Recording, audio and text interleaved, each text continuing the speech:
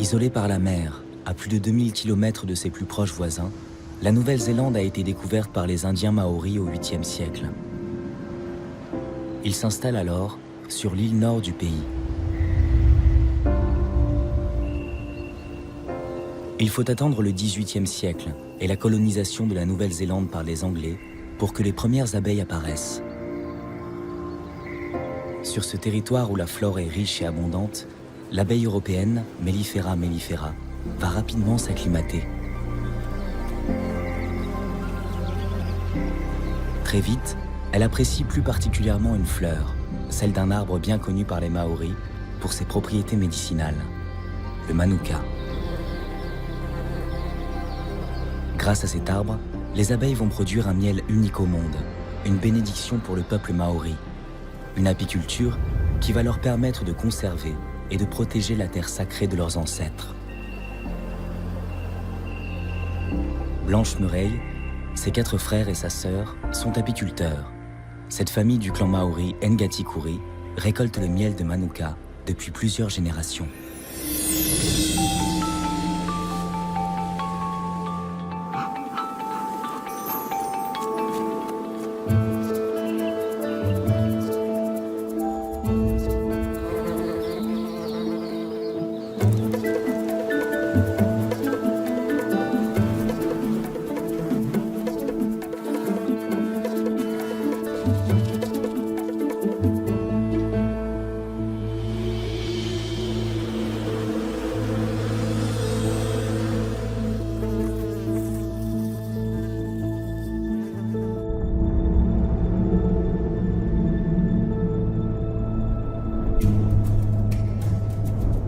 Le pays aux longs nuages blancs, c'est le nom en maori de la Nouvelle-Zélande.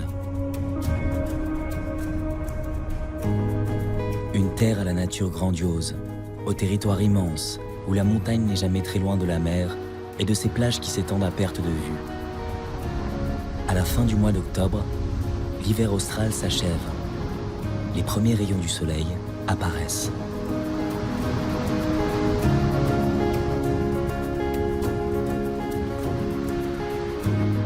L'arrivée du printemps est un moment crucial pour l'apiculture en Nouvelle-Zélande. C'est le début de la floraison du manuka, un arbre présent dans de nombreux habitats de la région, des basses terres jusqu'au climat alpin. Le manuka peut prendre différentes formes, d'un petit buisson de 5 cm de haut à un arbre s'élevant jusqu'à 15 mètres.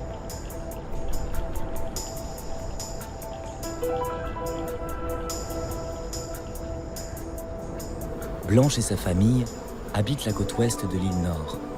Aux abords de la mer, ils ont installé une dizaine de ruches qui leur servent de référence et les informent sur le déclenchement de la saison apicole. Hey, regarde les abeilles! Oh, elles sont belles et fortes. Ce matin, Blanche et son mari visitent les ruches avec leur fils Kiwa. Chez les Murray, on est plongé dans le monde des abeilles dès le plus jeune âge. Depuis quelques mois, Blanche attend un deuxième enfant. Depuis que je suis enceinte, j'ai dû me faire piquer environ 4 à 5 fois par jour. Ce qui, pour le moment, n'a affecté en rien mon état, ni celui de notre futur bébé. Mais il nous reste encore quelques mois. Maman se faisait toujours piquer sur le ventre. Avec toi aussi, hein, Kiwa? Du miel. Tu en veux? Allez, mon garçon. Goûte Kiwa, non? Non? Peut-être une autre fois.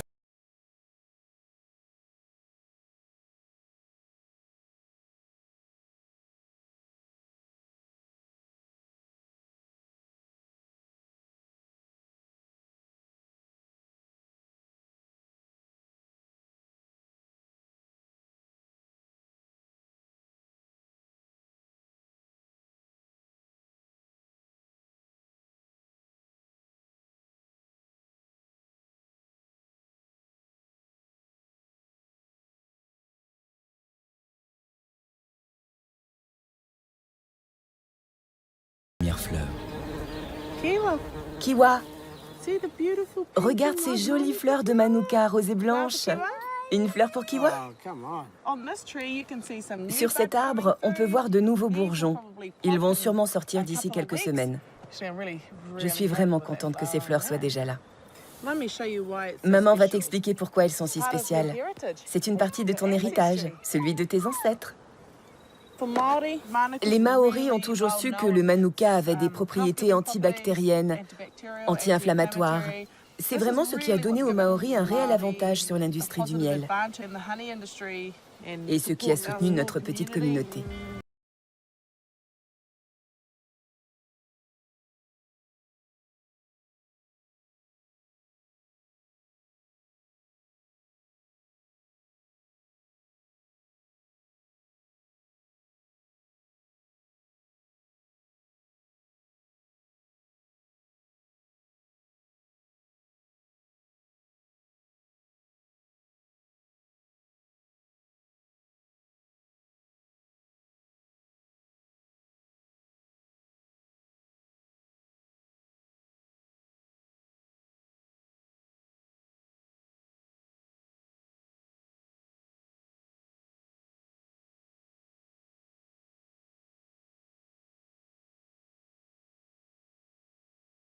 Aux quatre coins de l'île. Ils se réunissent pour organiser le contrôle de la santé de l'ensemble de leur élevage. Le problème, c'est que lorsque l'on vérifie une ruche et qu'à la deuxième vérification, il n'y a pas assez de pollen pour nourrir les œufs, il faudra alors déplacer les ruches. Blanche, sa sœur Mabel, ses quatre frères, Tae, Sobieski, Samson et Walter, s'inquiètent pour les ruches. Elles viennent de traverser l'hiver et il faut dès maintenant définir le déplacement des colonies les plus faibles. Aujourd'hui, nous allons à Spirits Bay pour vérifier l'état des ruches. Ensuite, nous ferons la même chose à Kirikiri. Mais il faut surtout organiser une opération de déplacement de nuit, car si nous avons des ruches faibles, il faudra les déplacer vers un endroit de manuka plus chaud.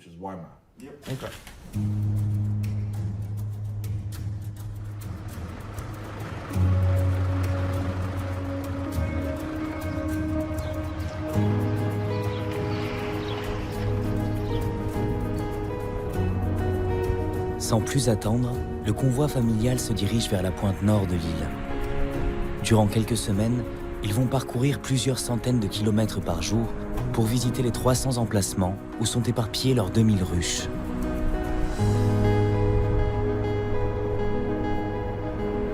En ce début de saison, leur priorité, se déplacer vers les zones où les conditions climatiques auraient pu fragiliser leur élevage.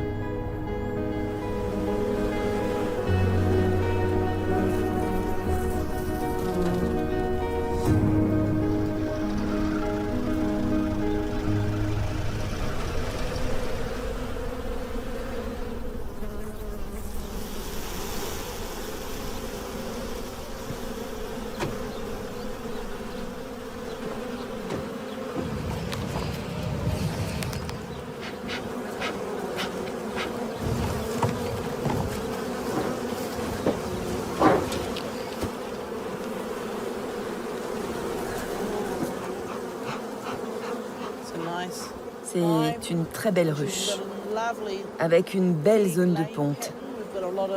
Il y a beaucoup de nymphes et de larves. C'est vraiment une belle ruche, avec beaucoup de pollen et de bonnes alvéoles. Un grand soulagement pour Blanche. Ici, les abeilles ont trouvé toutes les ressources nécessaires pour se développer.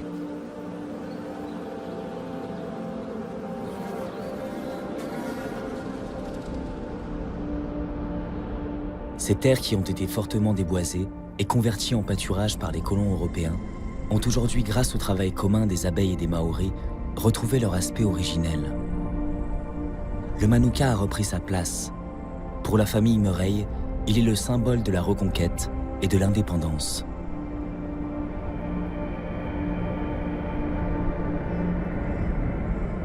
C'est ici, dans la baie de Tiapua, à la pointe de l'île, que tout a commencé pour la famille Murray. La grand-mère, Anna, installée dans cette maison en pleine nature, était une experte de la faune et de la flore locale. C'est elle qui a transmis tout son savoir et sa passion des abeilles à Blanche et son frère Tae.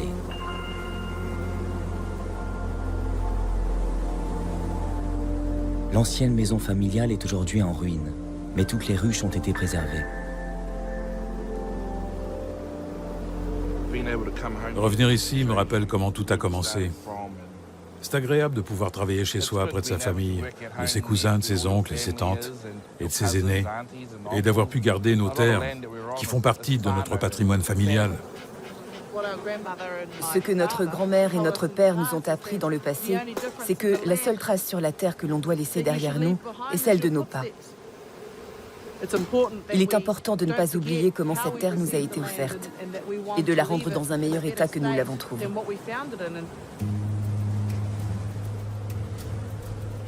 Tous les Maoris endossent ce rôle du Ketiakitanga, qui veut dire préserver, protéger, prendre soin de la nature et de notre terre. La Wenua, la terre, la Moana, la mer, les insectes, tout ce qui nous nourrit doit être protégé. La nature est sacrée pour Blanche. Le père et la mère de l'univers sont le ciel et la terre.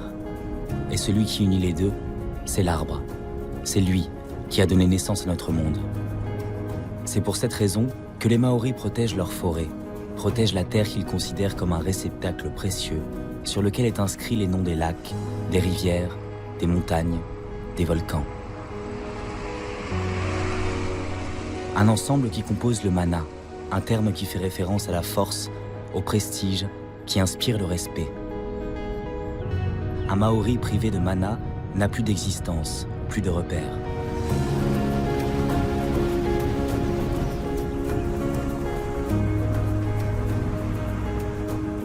La nature est une composante essentielle de la culture maori, mais elle est également accompagnée par le lien très fort que chaque individu a avec l'esprit de ses ancêtres.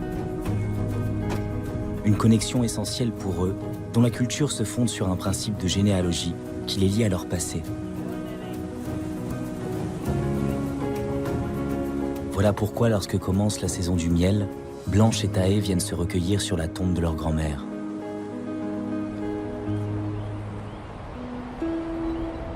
C'est l'histoire de son clan, de ses ancêtres, qui permet à Blanche d'avancer plus sereinement vers l'avenir.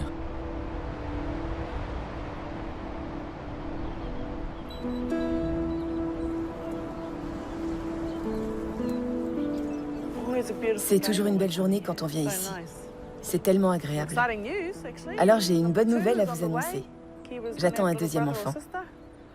Kiwa va avoir un petit frère ou une petite sœur. J'ai hâte de vous le présenter lors du prochain concours du meilleur miel. Vous savez, l'hiver a été rude. J'espère que les ruches vont se remplir de miel. Même si nous perdons quelques ruches, je suis pratiquement sûr que nous rétablirons la situation avant la fin de cette saison du Manuka.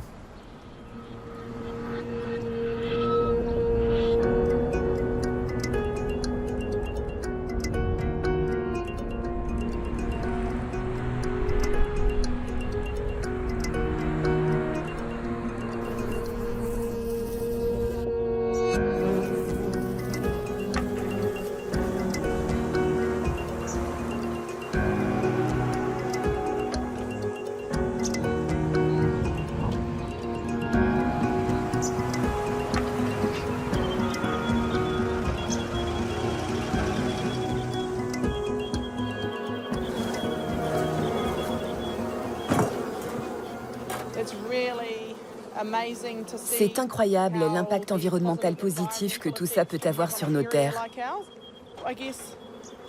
Je pense vraiment que l'apiculture a offert une sécurité de l'emploi pour de nombreuses familles.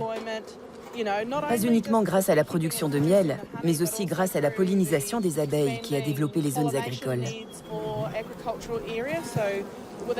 Si les abeilles ne pollinisaient plus les différents fruits et légumes, notre environnement souffrirait énormément.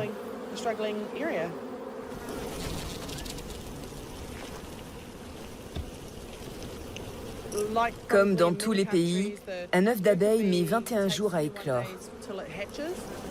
Celui d'une reine prend 16 jours et pour les faux bourdons, l'éclosion demande 24 jours. Donc en haute saison du miel, la reine peut pondre jusqu'à 2000 œufs par jour. Mais pour qu'une ruche soit forte et capable de collecter le nectar qui lui est nécessaire, il lui faut environ 60 000 à 100 000 abeilles. Donc, nous devons vérifier leur couvée et leur ligne de ponte.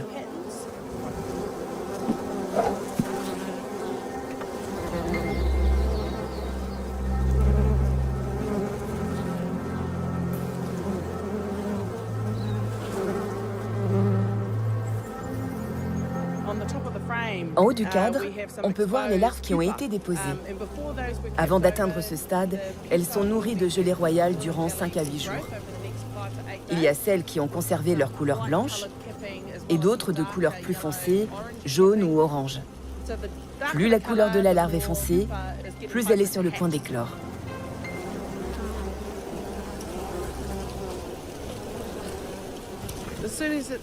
À peine sortie de son opercule, l'abeille commence ses premiers jours comme nettoyeuse. Une semaine plus tard, elle devient nourricière, puis elle passe du côté de la défense en devenant une gardienne, une protectrice, pour enfin devenir une butineuse. Après 21 jours, ayant accompli tous les métiers de la ruche, l'ouvrière pourra donc découvrir le monde extérieur. Mais ce n'est que lorsque son dard est complètement développé qu'elle peut protéger sa colonie. Elle est alors gardienne et elle se poste à l'entrée de la ruche pour en interdire le passage aux intrus et aux ennemis, comme cette guêpe. Les abeilles peuvent piquer d'autres insectes autant de fois que nécessaire pour se défendre. En revanche, si elles s'aventuraient à attaquer le moindre mammifère, une seule piqûre lui serait fatale. La défense n'est pas le seul rôle de la gardienne. Elle contrôle également l'identité des abeilles qui entrent dans la ruche en vérifiant leur odeur. Il est hors de question qu'une abeille étrangère à sa colonie vienne se servir dans leur réserve de miel. Ce n'est qu'au milieu de son existence que l'abeille devient butineuse. Elle sort alors pour la première fois de la ruche à la recherche de plantes à fleurs. Lorsqu'elle trouve sur son chemin une bonne ressource de manuka, elle exécute une danse destinée à alerter ses sœurs. Elles peuvent ainsi parcourir près de 100 km par jour pour alimenter la ruche. À cette période, la famille Murray pourrait bien parcourir plus de distance que leurs abeilles pour subvenir à leurs besoins.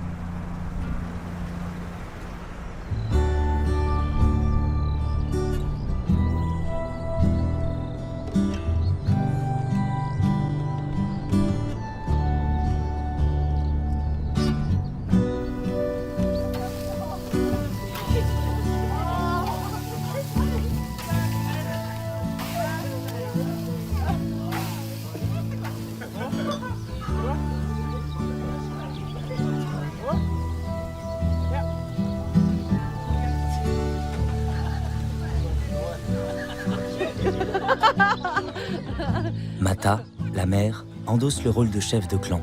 Elle veille sur toute la famille. Durant la saison apicole, la tradition veut que chaque soir, elle rassemble tous ses enfants pour le dîner, comme une reine, entourée de toutes ses abeilles. La raison pour laquelle j'aime être apiculteur n'est pas liée au métier en lui-même, mais au contexte dans lequel je travaille, les paysages dont je profite chaque jour. Tout le monde n'a pas cette chance aujourd'hui. Les gens sont trop occupés. Beaucoup de personnes nous disent qu'elles aimeraient faire ce que l'on fait. Mais ce n'est pas toujours facile de travailler en famille. C'est même plutôt dur. Pourtant, c'est ce que l'on fait depuis des années. Effectivement, ça demande beaucoup de patience et d'amour.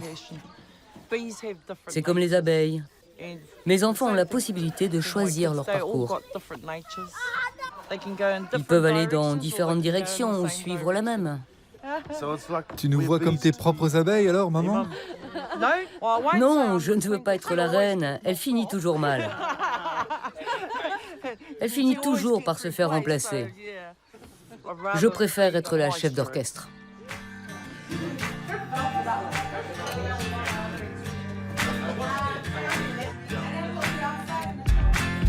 La nuit tombe, mais la journée est loin d'être terminée. Ce que les abeilles redoutent par-dessus tout, c'est l'humidité. Lors des vérifications, Tae a découvert quelques ruches qui mériteraient d'être déplacées vers des zones plus ensoleillées, où le manuka est déjà bien fleuri.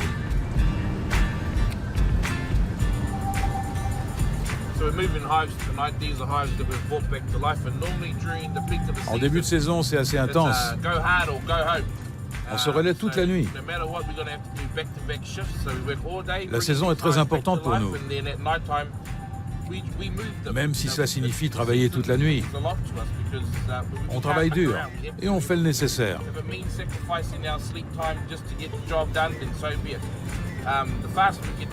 Plus vite c'est fait, mieux c'est pour nous. Car une fois que c'est fait, on peut se reposer. 1 heure de route pour arriver sur le premier site.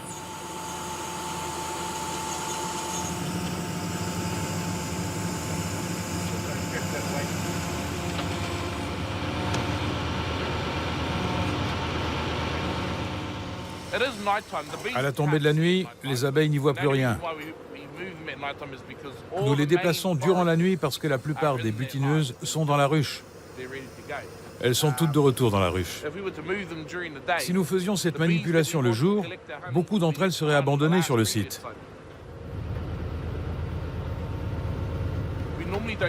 Normalement, on n'utilise pas la grue. Nous faisons tout à la main.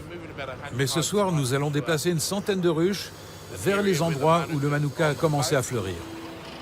Tae va travailler ainsi toute la nuit, transportant toutes les ruches qui, pour lui, ne bénéficient pas des meilleures conditions possibles.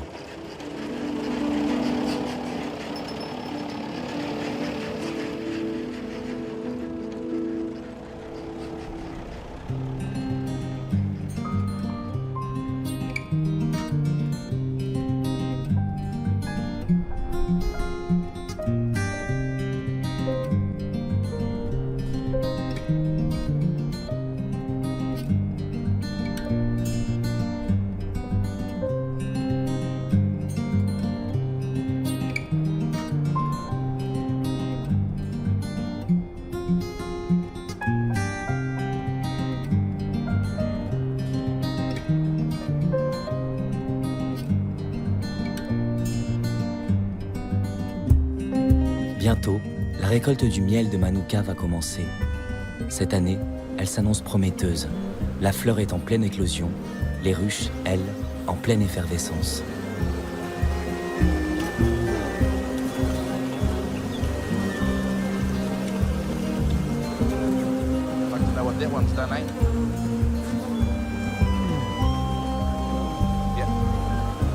Pour Blanche, ses frères et sa sœur, récolter ce miel offert par la nature et les esprits de leurs ancêtres est un privilège.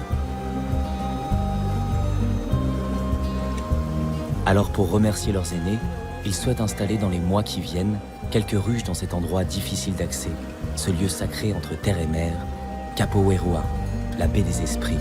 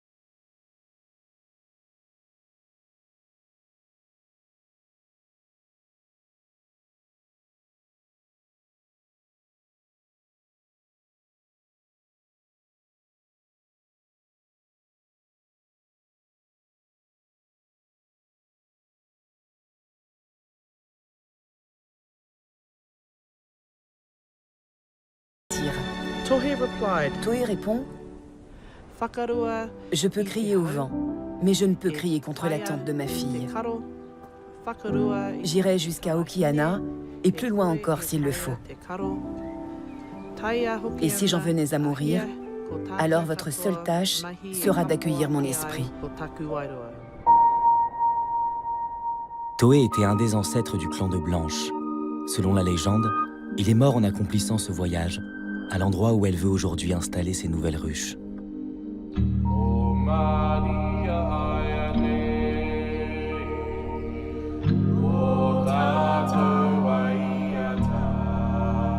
Chez les Murray, les traditions survivent au temps. Grâce à cette énergie, vouée à respecter la volonté de leurs ancêtres et à protéger leurs terres, Blanche et sa famille contribuent à préserver la culture maori.